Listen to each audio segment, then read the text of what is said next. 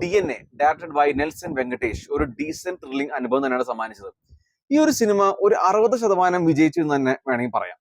പക്ഷേ ഈ ഒരു കണ്ടന്റ് ഭയങ്കര പൊട്ടൻഷ്യൽ ഉള്ള ഒരു സ്റ്റോറി ആയിരുന്നു. അതാ മീഡിയൊക്കെ റൈറ്റിംഗും ഡയറക്ഷൻ കാരണം ആ ഒരു ഫുൾ പൊട്ടൻഷ്യൽ പുറത്ത് വന്നില്ല എന്നാണ് സത്യം. ശരിക്കും പറഞ്ഞ ആ ഒരു കണ്ടന്റ് ഇൻഫൻസിനെ വെച്ചോ ഒരു മണി മേക്കിംഗ് റാക്കറ്റ് അത് ഭയങ്കര സ്ട്രോങ് ആയ സബ്ജക്റ്റാണ്. ആ ഒരു റൈറ്റർ ഡയറക്ടറിനും ഭയങ്കര വാസ്റ്റ് ഇമാജിനേഷൻ ഉണ്ടായിരുന്നെങ്കിൽ, ബെറ്റർ ഐഡിയാസ് ഉണ്ടായിരുന്നെങ്കിൽ they could have wonders with that story. പക്ഷെ എന്നാൽ പോലും അവർ മാക്സിമം ശ്രമിച്ചിട്ടുണ്ട്.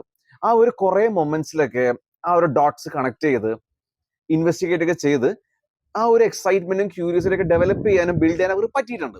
ഈ സിനിമയിലെ സസ്പെൻസ് പോർഷൻസ് ഒക്കെ കുറച്ചുകൂടെ ബെറ്റർ ആയിട്ട് അവതരിപ്പിച്ചായിരുന്നെങ്കിൽ, അല്ലെങ്കിൽ ആ ഒരു ഡോട്ട്സ് കണക്ട് ചെയ്ത് നമ്മൾ അവതരിപ്പിക്കുന്ന രീതി കുറച്ചുകൂടെ ബെറ്റർ ഐഡിയാസിലൂടെ കാണിച്ചായിരുന്നെങ്കിൽ ഈ സിനിമ പൊളിച്ചേനെ. ഇവിടെയാണെങ്കിൽ നമുക്ക് ആ ഒരു സസ്പെൻസിന്റെ മൊമെന്റ്സ് ഒക്കെ വരുമ്പോൾ നമുക്കൊന്നും തോന്നില്ല, അത്രയും ബ്ലാൻഡ് ആയിട്ടാണ് കാണിച്ചിരിക്കുന്നത്. അതല്ലാണ്ട് ഈ സിനിമയിൽ more than one action sequences ഉണ്ട്, പിന്നെ ഐറ്റം ഡാൻസ് ഒക്കെ ഉണ്ട്. അത് ആ ഒരു ഇൻവെസ്റ്റിഗേഷൻ ത്രില്ലറിന്റെ ഫീല് തന്നെ ഇല്ലാണ്ടാക്കി. ഈ ഐറ്റം ഡാൻസിലാണെങ്കിലും ഗായത്രി ശങ്കർ പക്ക മിസ്ഫിറ്റ് ആയിരുന്നു ആ ഒരു ബാർ ഡാൻസ് ഗേൾ ആയിട്ട്. ഈ സിനിമയിൽ ഈ ത്രില്ലിങ്ങും ഇൻവെസ്റ്റിഗേഷനൊക്കെ ഇടയ്ക്ക് ഒരു ബ്യൂട്ടിഫുൾ സൈഡ് ഉണ്ട്, ഒരു നല്ല സൈഡ്. അതൊക്കെ ശരിക്കും വർക്ക്ഔട്ട് ആയിട്ടുണ്ട്. രണ്ട് ഇംപെർഫെക്റ്റ് ക്യാരക്ടേഴ്സ്, അഥർവയുടെ ക്യാരക്ടർ ആനന്ദും നിമിഷ സജയന്റെ ക്യാരക്ടറായ ദിവ്യയും കല്യാണം കഴിക്കുന്നു. പിന്നീട് ഉണ്ടാകുന്ന കുറെ ബ്യൂട്ടിഫുൾ ഹാർട്ട് വാമിംഗ് മൊമെന്റ്സ് ഒക്കെ ഉണ്ട്. അതൊക്കെ സിനിമയുടെ വലിയൊരു പോസിറ്റീവ് തന്നെയാണ്. ഈ ഇൻവെസ്റ്റിഗേഷൻ ത്രില്ലൊക്കെ ഇടയ്ക്ക് തന്നെ ഇവരുടെ കുറെ ഫ്രസ്ട്രേഷൻ, വിഷമം, വൾണറബിലിറ്റി ഒക്കെ കാണിക്കുന്നുണ്ട്. അവിടെയൊക്കെ നമുക്ക് ശരിക്കും ഫീൽ ചെയ്യും. We will really feel for the ക്യാരക്ടേഴ്സും പിന്നെ അവരുടെ ബോണ്ടിങ്ങും ഒരു കുറച്ച് പ്രത്യേക ക്യൂട്ട്നെസ്സും ഭയങ്കര രസമായിരുന്നു. അതുകൊണ്ട് നമുക്ക് ഒരു പ്രത്യേക അറ്റാച്ച്മെന്റ് നമുക്ക് ഫീൽ ചെയ്യും. അഥർവ ആനന്ദ് എന്ന ക്യാരക്ടർ സൂപ്പർ ആയിട്ട് ചെയ്തിട്ടുണ്ട്. ഒരു പക്ക സ്റ്റാർ മെറ്റീരിയൽ ആവാനുള്ള കേപ്പബിലിറ്റി കംപ്ലീറ്റ് ഉണ്ട് അഥർവ എന്ന ആക്ടറിന്. പക്ഷെ എനിക്ക് തോന്നുന്ന ആ പൂവർ സ്ക്രിപ്റ്റ് ചോയ്സ് ഒക്കെയാണ് ഇപ്പോഴും ആ ഒരു ആക്ടറിനെ നെക്സ്റ്റ് സ്റ്റേജിലോട്ട് എത്തിക്കാത്തതാണ്. പക്ഷെ ഇനിയും സമയമുണ്ട്, ഇനിയും ബെറ്റർ സ്ക്രിപ്റ്റ് ചൂസ് ചെയ്താൽ ശരിക്കും ഷൈൻ ചെയ്യാൻ പറ്റും. പിന്നെ നിമിഷ സജയൻ ആ ഒരു ബോർഡർ പേഴ്സണാലിറ്റി ഡിസോർഡർ, ആ ഒരു ക്യാരക്ടർ വളരെ നന്നായിട്ട് തന്നെ ചെയ്തിട്ടുണ്ട്.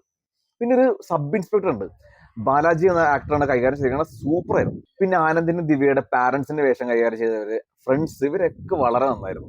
പിന്നെ ഇതിലെ വില്ലൻ ക്യാരക്ടേഴ്സ് ഭയങ്കര വീക്കിലി റിട്ടേൺ ആയിരുന്നു. എസ്പെഷ്യലി ഇതിലെ കിങ് പിൻ, ആ റാക്കറ്റിന്റെ മെയിൻ ആള്, അയാൾ ആദ്യം ഭയങ്കര വലിയായിട്ട് സംഭവമായിട്ട് കാണിക്കണേ, പക്ഷെ ക്ലൈമാക്സ് ഒക്കെ ആയപ്പോൾ ആ ഒരു വിലയില്ലാണ്ടാക്കി. പിന്നെ പറയുന്ന റീസൺ ആണെങ്കിലും ഒട്ടും കൺവിൻസിംഗ് ആയിട്ട് ഫീൽ ചെയ്തില്ല. പിന്നെ അതല്ലാണ്ടും കുറെ വില്ലൻ ക്യാരക്ടേഴ്സിനെ ആ ഒരു റാക്കറ്റിന്റെ ഭാഗമായിട്ട് കാണിക്കുന്നുണ്ട്.